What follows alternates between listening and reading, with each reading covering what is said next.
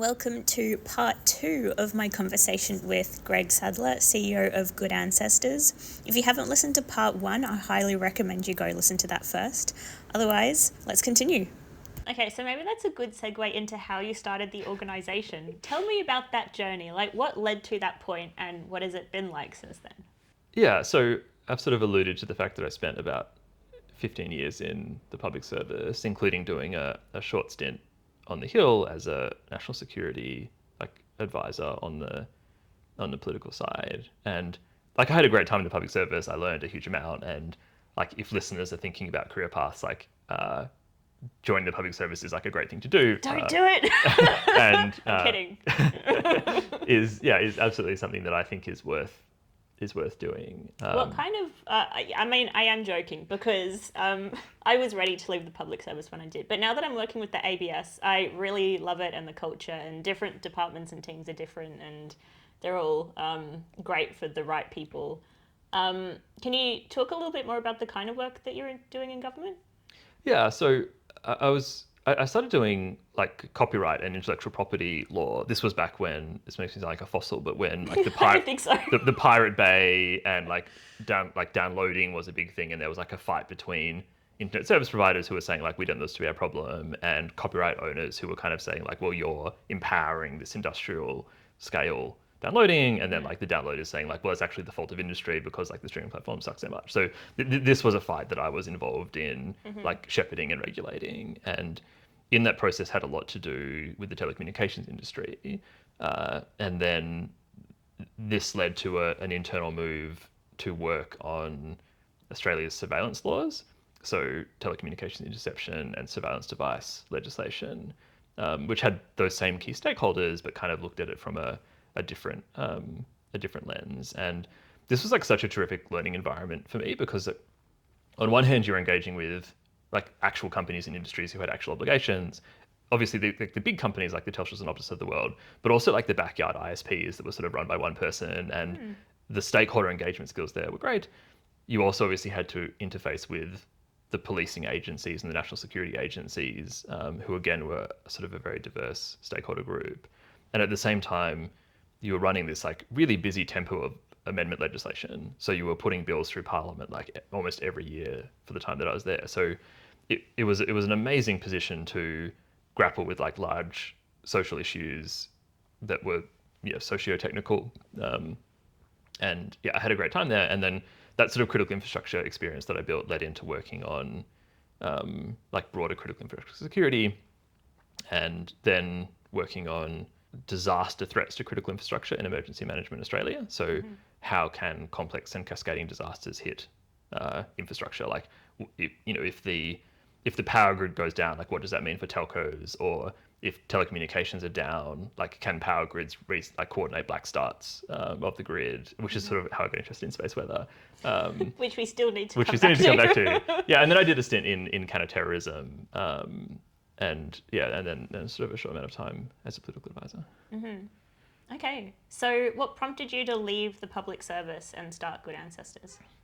Yeah, so it was sort of this mix of push and pull factors, right? So the push factors were just this sort of growing frustration with the ability to provide frank and fearless advice from the public service, that there's these really big problems that Australia and the world are facing, and the ability as kind of a middling public servant to brief on those was just really hard. And I guess all it took was one person to not want to push an issue up for that issue to not go up. So it's everyone in the clearance chain basically has a veto on something. So for frank and fearless advice to actually make it from the middle level of the public service to the minister's desk requires 2 or 3 or 4 or 5 people to have the courage to sort of sign off on that thing, and all it takes is one person who wants to insert weasel words, and then suddenly the advice just doesn't really make it. And I did see some cases of senior public servants who were tremendously courageous and would accept damage to their career to give that frank and fearless advice, and I was endlessly impressed by those people. But most people were just trying to get on, pay their mortgage and get back to their family and kids, and they didn't want to have the fight. And yeah, I sort of got quite frustrated with that. And it was one of the reasons I took that time on the Hill, was thinking well, maybe as a political advisor, it will be easier to to sort of escape that incentive structure. But then it's just a different incentive structure, Yeah. and it didn't really help. And I suppose the final point on push factors is I did see some charities and not-for-profits who were just doing a really excellent job of like representing the views of their stakeholders and getting real action from ministers. And I thought like I could do that about the issues that I care about, and that was like really motivating to sort of to see other people doing a good job and getting their outcomes. To sort of think like there is a way of doing this. And I mean we were talking about like frustration with politics, but like I don't know, there's a lot of people up on Parliament House like getting what they need from politics every day. So like why can't we be one of those people up there in Parliament House getting what we need out of politics as well? Yeah. What's an example of a piece of frank and fearless advice? I assume it must be sort of related to the kind of work you're doing today, but like how, like what would that have looked like in your role in the public service to be able to impact something based on that advice, you know? Yeah, so I mean I don't want to name names, but like one of the leaders who I was impressed by when I was in emergency management in Australia would like when we had a meeting with the minister or ministerial advisors, that leader would start almost every meeting under a liberal government by saying climate change is real, like this particular disaster that Australia is facing is being accelerated by climate change, like your climate change policies are contributing to this. And that was like a very courageous thing to like open every meeting with, and it was like confronting and it was like difficult for everyone in the room, and like the minister and the staffers didn't necessarily like having to listen to a lecture about climate change at the start of every meeting. But like I think that is the true job of the public service, to like give evidence-based, fact-based advice and recommendations to government, even if they, or even especially if they don't want to hear it. And I think that applies across, like really like very many fields of policy making. Interesting. I feel better knowing that someone like you is trying to influence government and politics, because you clearly believe that it can change, which I think I also do, but like it sounds like you come from a very pragmatic place. Tell me about actually starting Good Ancestors. Like, how did you start it? What did that early time look like? Because like most of the listeners would have heard me complain about how hard it was to start Maleva. How is that different for you if you're starting a nonprofit?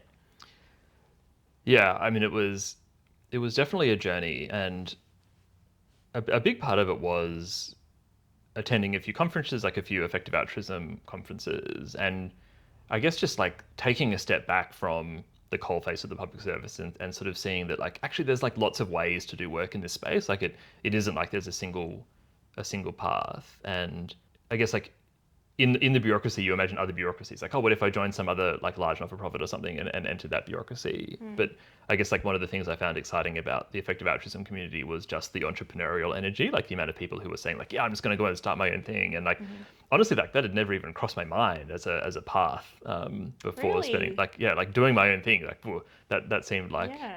that seemed like a lot. But So had you already left the public service and you were figuring out what to do with Good Ancestors, or you were sort of towards the end of your time and you were planning out your next step and thinking about like a large charity, my own thing? yeah, so I guess those push factors were piling up on me, but I was still like pretty committed to just chugging away and following the bouncing ball. And basically after talking to some people who were connected with sort of like larger philanthropic funders who seemed to think that like I had some talent that I could be contributing to this kind of work.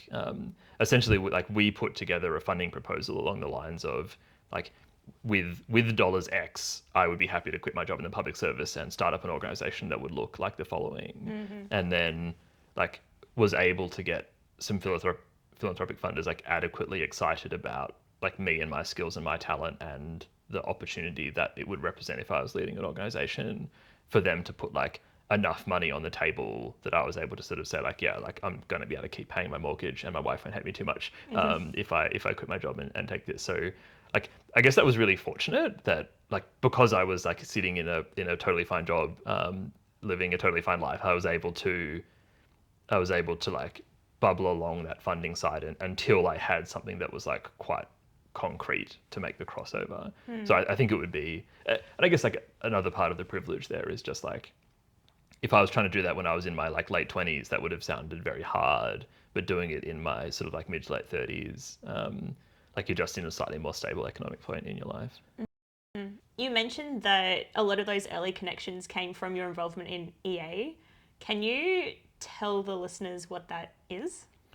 Yeah, so I guess effective altruism is the idea that, well, firstly, helping other people is something that we should do. That altruism is an important part of like the human experience, and like we can get, we can do a lot of good, and we can bring a lot of like positivity to our own lives by doing good.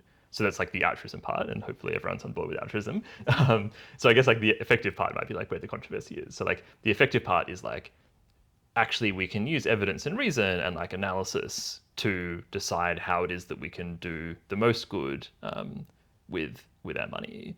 And I guess there's like quite concrete ways of explaining this, right? So if you wanted to like save someone's life, and I think that everyone's lives are equal, it turns out that it doesn't take too much money if spent on purchasing like anti-malaria bed nets and distributing them in sub-Saharan Africa. It doesn't take a lot of money through that method to stop someone from dying, and suffering and dying from malaria is pretty brutal. Whereas if you wanted to invest that same amount of money to save a human life in other areas, like it can cost 10 or 100 or even more than that to achieve like the same outcome. So I guess the provocation of effective altruism is like we should be nerds a little bit, and we should do the math on this and try and help people as most we can for the money rather than helping them in less effective ways. And yeah, like I sort of heard these effective altruism ideas from Peter Singer when I was studying philosophy at university, and What's the name of his book? It's the Life The You Life You Can Save. Save. Yeah. Yeah, I'll link to it because it's very like a foundational sort of reference point or text for EA. Yeah, and like he's just making the argument there that all lives are equal, and that like the fact that someone's far away doesn't make their life any less like morally valuable to someone who's close by, and therefore, if we can save that life of the person far away for like a very small amount of money comparatively, or we can offer assistance to that person, like that's the way that we should express our altruism. And yeah, I found that a very convincing argument as a university student. And I guess like as I started to earn more in my career, was able to like literally cash out that sort of appreciation for that argument through donations. But I guess what I was donating to was this global health and poverty idea, right? That people are suffering and that can be treated. The pivot that people might find confusing is like, well, how does that like connect to AI safety, right? And so the idea is, yeah, for a very small amount of money, you can help a person who is suffering from a disease or might be suffering from a disease. But once you start thinking about intergenerational impacts, and you start thinking about like the very large scope of some problems. So if you think about like, I think nuclear war can be quite a clear example here. So experts say that the chance of like the annual chance of a nuclear war is like something between like 0.1 and 1% per year. Some experts even 5% per year. And I guess we can argue about that. But like if you assume that it's a 1% chance per year of a nuclear war, the chances are about a coin toss that a baby born today will experience a nuclear war in their lifetime, which is just a shocking fact. And I think if you actually did the numbers, it's like not quite that pessimistic, but that's an awful thing. And it could be, so like I have a lot of respect for charities that try to sort of like support disarmament and support the treaty to prevent like nuclear proliferation. And it could be that the work of those charities, which is not very well funded, like they're spending a few $1 million a year globally to try and prevent nuclear war, like it could be that their work saves billions of lives by preventing nuclear holocaust. And so like when you sit down and do the numbers, if you imagine that $10 million running this kind of charity has like a 10% chance of preventing nuclear holocaust, like you run out the numbers and you're like, oh, actually, like their advocacy efforts to prevent nuclear war could be like much more impactful than buying malaria treated bed nets. Particularly once you account for like the intergenerational aspects. Like if there is a nuclear war, like people will be suffering for hundreds or maybe even thousands of years from that event. So I guess that sort of zooms you out to say like, well, are there structural and strategic issues rather than just like acute issues that are worth worrying about? And then when you start looking at that option space, you've got nuclear war, but you've also got like pandemic prevention. And then as like these risks of artificial intelligence start to pile up, including like the catastrophic and potentially existential risks, like that enters the pile of things that are potentially so catastrophic that they rival public like global health and poverty as one of the most pressing issues that humans are facing. Almost all of the people I meet in AI safety got into it somehow through effective altruism. So Why do you think so many people have found EA and sort of found their way into AI safety?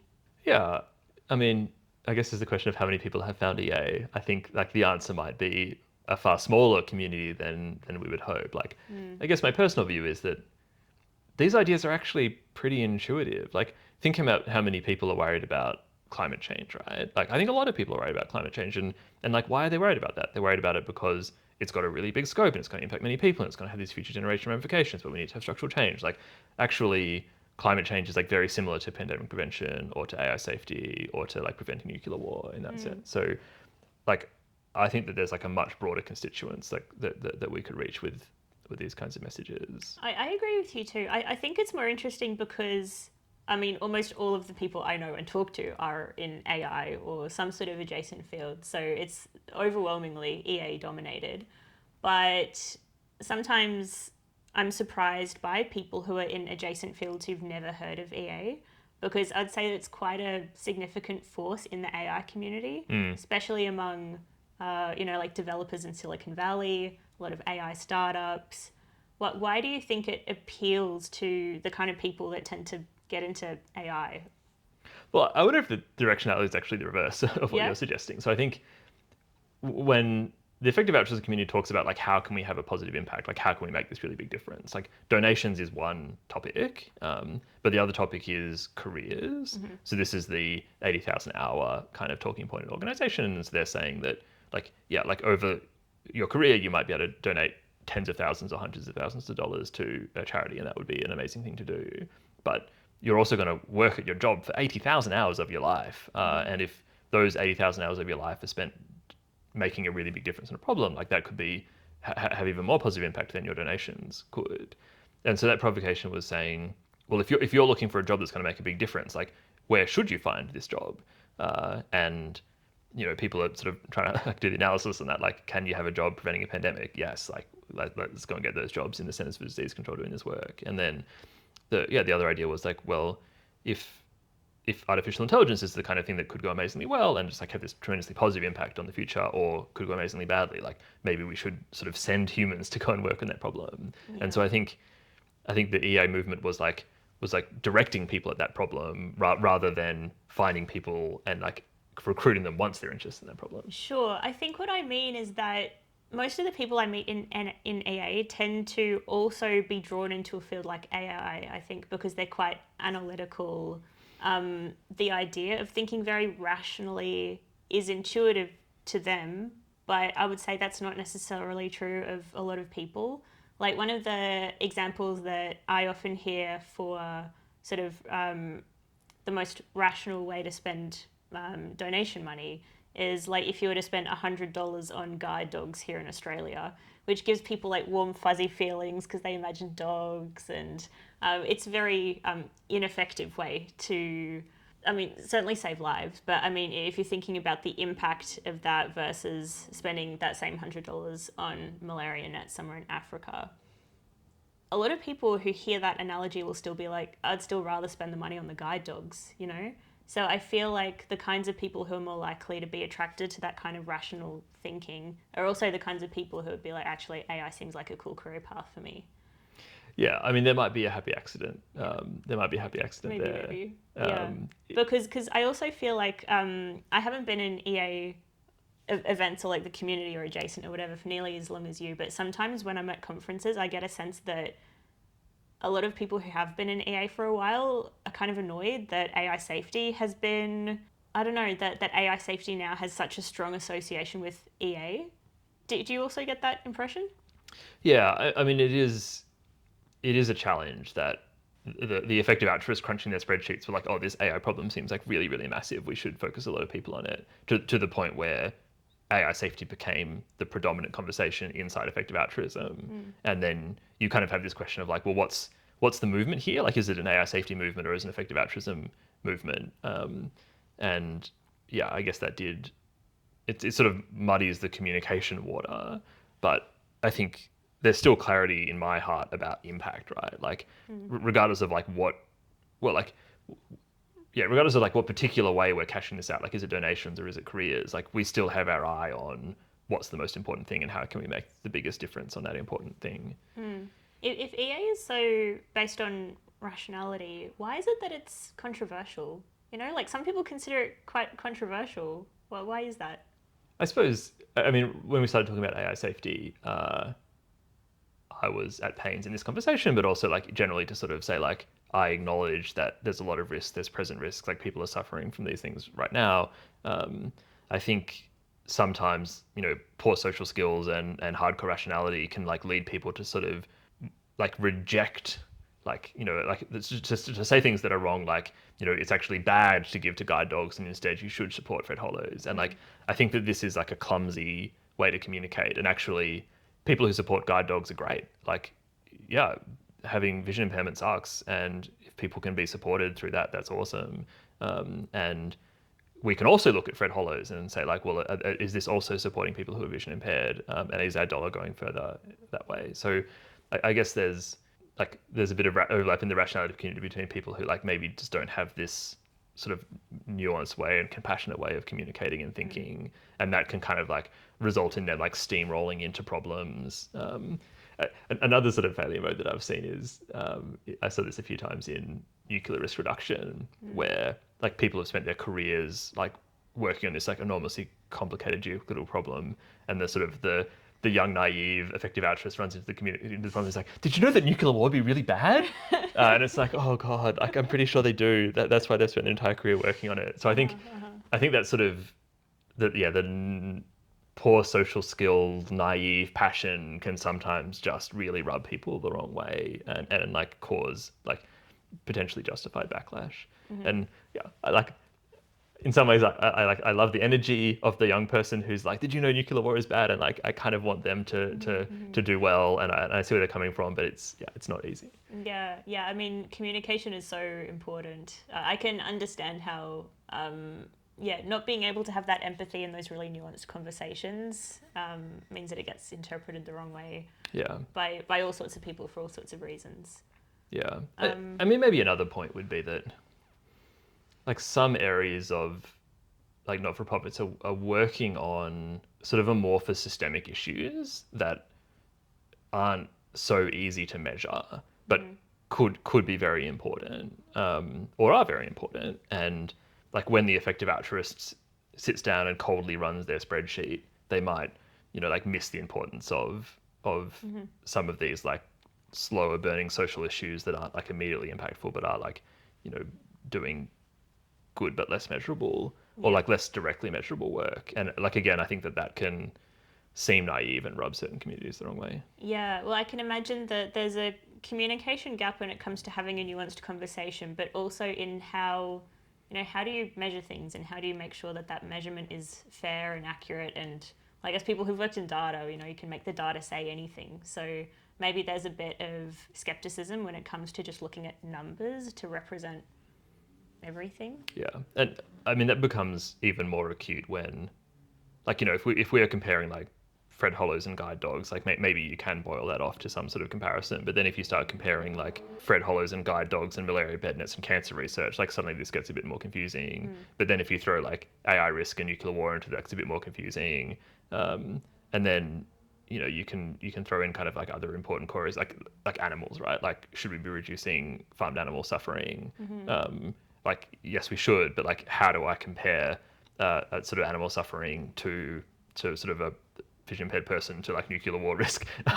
And people will try and solve that problem, but that results in a spreadsheet that looks like pretty weird unless you've gone a long way down that rabbit hole. Yeah, and like there are practical social elements that are so sticky when people think about giving their money to charity as well. Like if your child's Girl Scout group comes to you asking you to buy cookies, like you're probably not going to have a hard time spending $50 to $100 on cookies for like the children in a community that you love, and thinking about those children versus children you've never met is a like tough social thing to think about.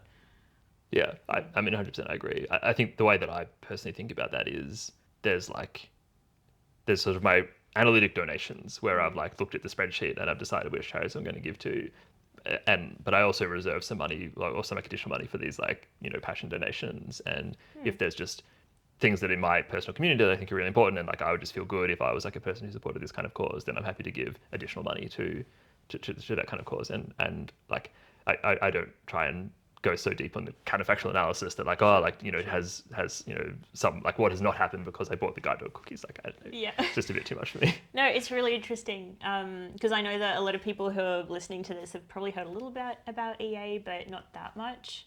So it's very cool. I feel like we're coming up. Oh gosh, definitely at time. Do you want to end with maybe what you see as the future for Good Ancestors and what you're sort of pushing towards, or what your goals are over the next few years? Yeah, I think an important part of this policy conversation is sustainability. So like if a politician thinks you're just going to go away, it's like much easier for them to ignore you until you do go away. So like I just want to become a sustainable and sustained voice in these conversations in Australia, so that when people are thinking, what about this issue, like they're kind of forced to think like, oh, like what are those Good Ancestors folks going to say about this? And like, do we need to start like at scale in our society, like turning the knob slightly more towards thinking about longer term issues? And yeah, I think in 3 years we've made our difference on that, and I think if we just like keep persisting, we can keep making a difference. Yep. If people are interested in supporting you or learning more about what you do, how can they find that? Yeah, so our website is at goodancestors.org.au, and you can click down to the various cause areas, and there's lots of papers under AI safety, including some of the research I've cited in this conversation. And we've got a couple of newsletters that people can like follow what our organization's up to, and people are welcome to donate as well. Awesome. Thank you. Finally, tell me about space weather. Oh, the space weather edition for the followers who want like more. Yeah, okay. So I guess the idea of space weather is that the sun occasionally ejects chunks of the sun's surface into space, and this happens like quite regularly at very small scales, and occasionally happens at very large scales. So the famous example of this is the Carrington event that you might have heard of. So this was this is the telegraph was just like rolling out. Don't make me tell you the date, but it was like quite early on, and this was like an exceptionally large solar storm. And like one of the anecdotes was that people in New York were sitting in the streets reading the newspaper by the light of the northern lights over New York. There was that much like solar, so much radiation. And the Carrington event destroyed basically the entire global telegraph network at that point. Really? So the idea is that any long bit of metal becomes energized by the solar radiation, and like potentially to like very large amounts of volts and amps, like enough to like injure the operators of the telegraph.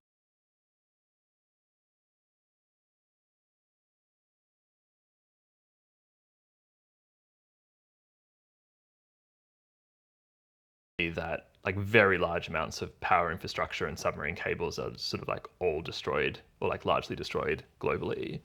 And recovery is a real problem. So the large power transformers that are particularly vulnerable to these kinds of events are like manufactured in like a very small number of factories, predominantly in China. And like the lead time even today on ordering one of those events is like definitely, one of those transformers is definitely months and potentially years.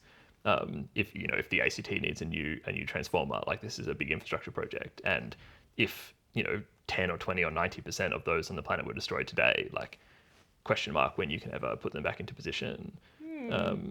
And like this sort of problem of cascading events in critical infrastructure is like if the power's out, the telecommunications is out. So like how do you coordinate the whole process?